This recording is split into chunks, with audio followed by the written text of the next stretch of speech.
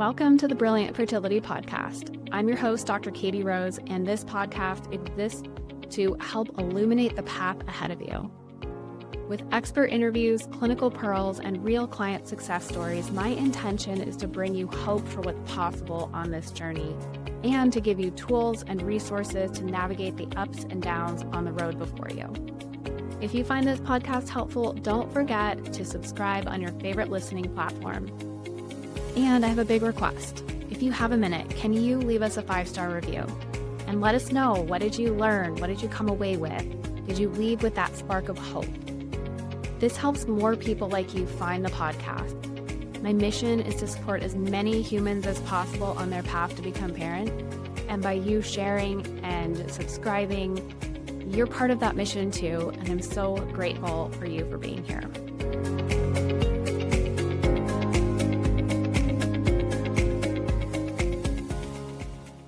Welcome back to another episode of the Brilliant Fertility Program. In today's episode, I'm going to be sharing 3 characteristics of my most successful clients. So these are like 3 secrets to success. And when I say success, yes, I mean having a healthy pregnancy, a healthy baby, and I mean, when you're still on that journey and you haven't gotten pregnant yet, or you're making some really hard decisions, that you are also able to live your life with presence and find joy and truly be able to live and not just be, underneath this cloud of what infertility has done to you. So let's just go ahead and dive in. We're going to keep this short and sweet to just get these wheels turning. And let's start with our first characteristic. This might surprise you, but these clients have learned to become deeply curious.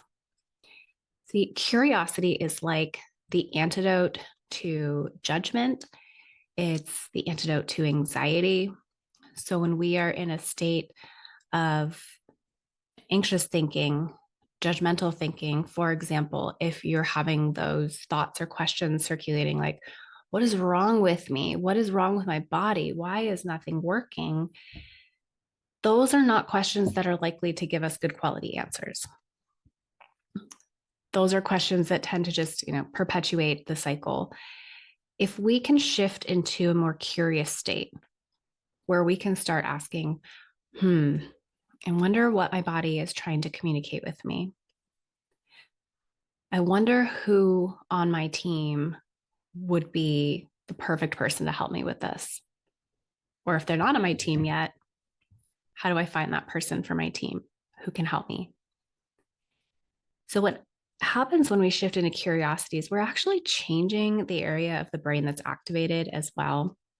So when we're having anxious or fearful thoughts, the amygdala, which is the fear center of the brain, is an old center of the brain.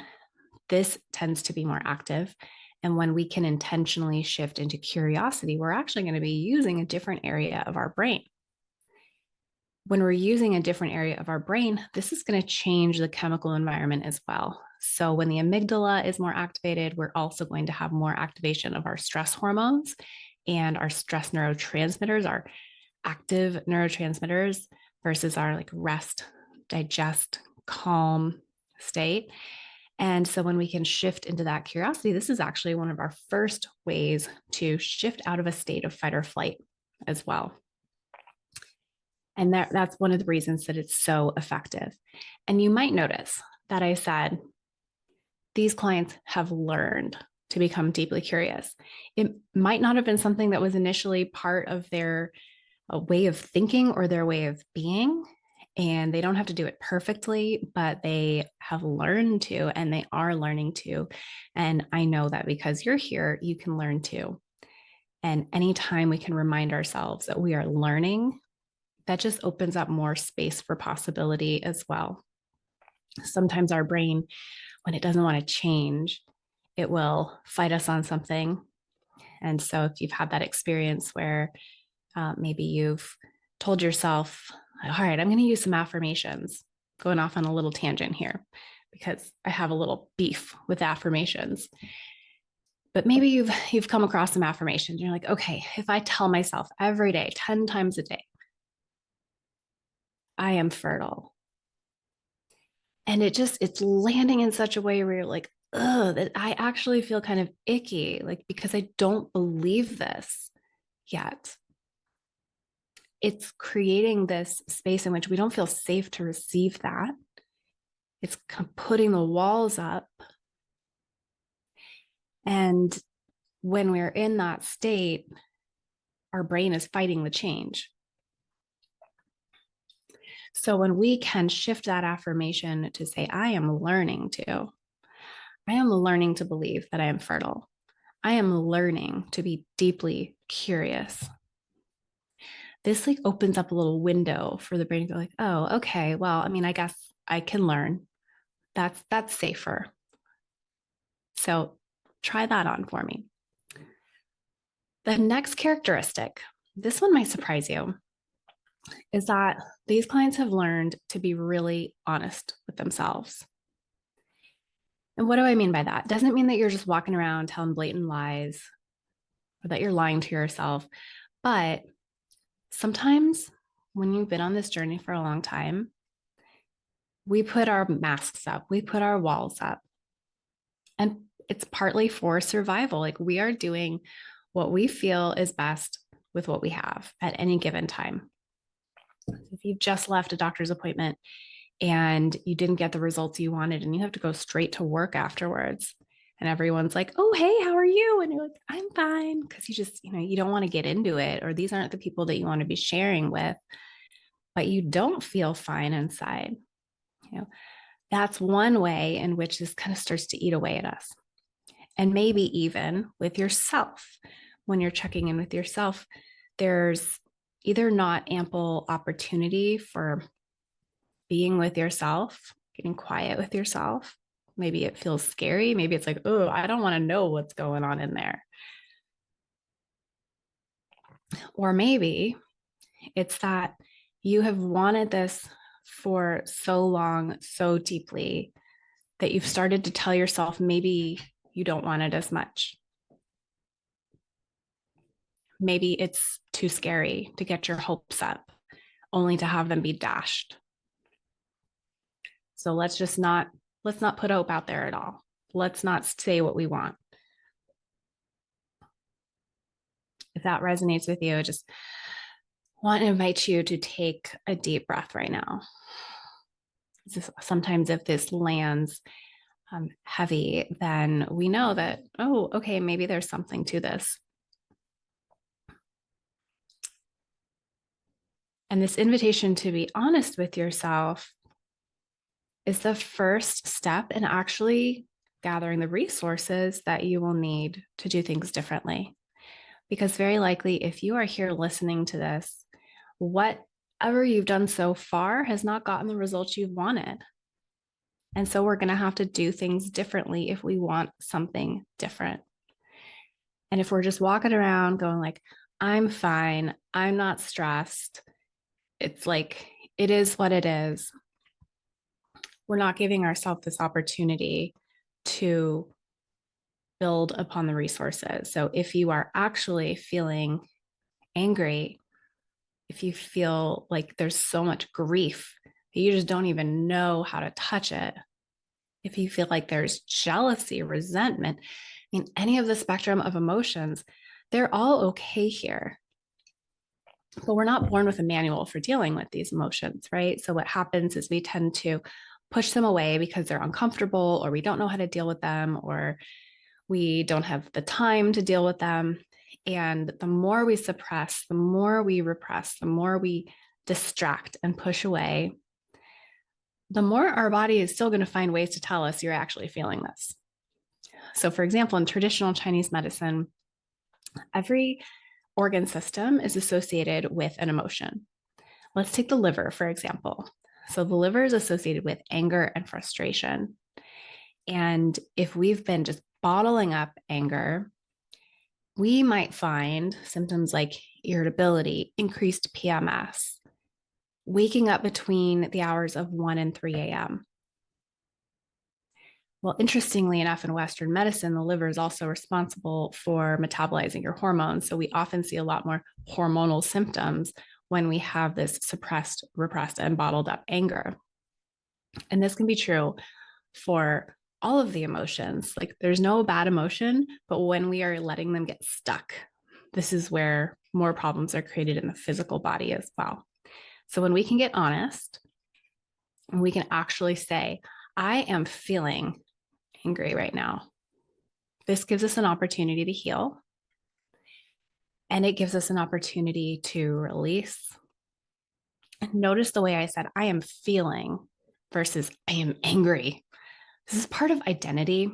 And that's probably a whole nother conversation that we could go into around, how we tend to identify with emotions or diagnoses. But for right now, just, trying it on. If you're in the car driving, be cautious with this. We don't necessarily want all of it coming out in this moment. When you have a second later on and you can pause and get quiet with yourself, like, how am I actually feeling? Toxic positivity isn't going to take us where we want to go. And the next characteristic on this list, number 3, kind of piggybacks on the being honest with yourself. So once you've gotten honest with yourself, then it's like, okay, well, crap, now what am I going to do? Since I don't have this manual for processing this repressed anger that I might be storing, what's next? And the third characteristic of my most successful clients is that they decided to build a support team.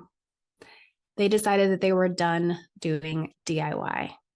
Like, I'm all good with you DIYing some recipes or some crafts or wallpaper. But when it comes to your health and fertility, DIYing is not going to get you where you want to go. There's so much information online. I would bet that you already have so much information. You might even be in information overwhelm. Half of your stress may be coming from the overwhelm of the information and all of the conflicting resources, and just trying to figure out, how do I apply this to me? What matters to me as the individual?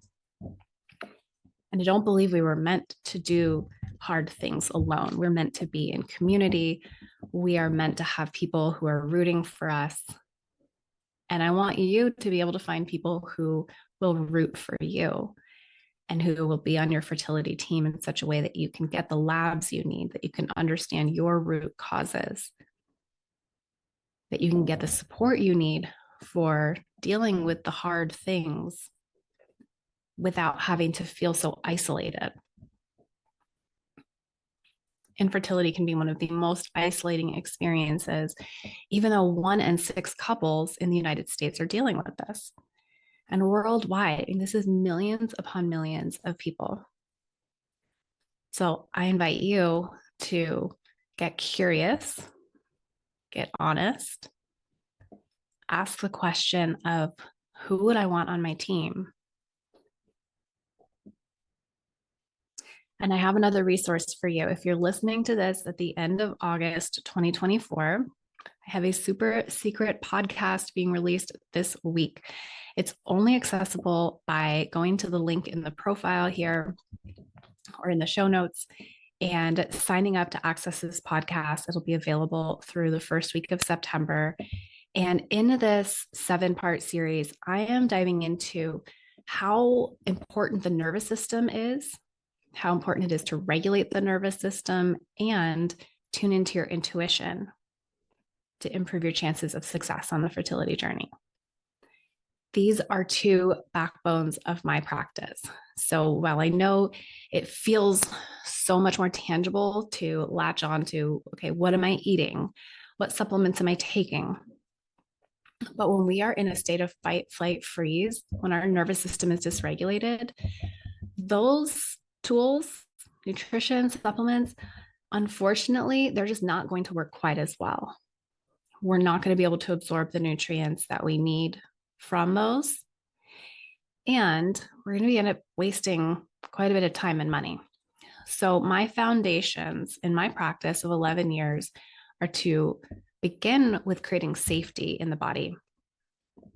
And that comes by regulating the nervous system and tuning into intuition.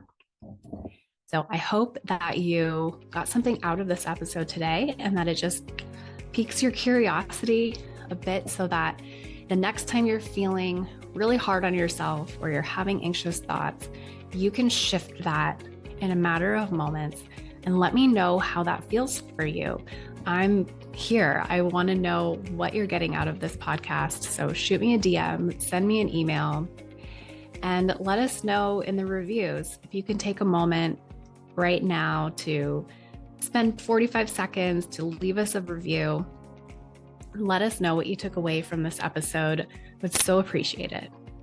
Your reviews let other people find this podcast. And when we have, an entire world of people who are learning how to regulate their nervous system and tune into their intuition and get curious, we are going to have a lot kinder of a world. And that is one of my goals by putting this out there, in addition to helping you grow your family. I hope you have a wonderful rest of your day and happy listening.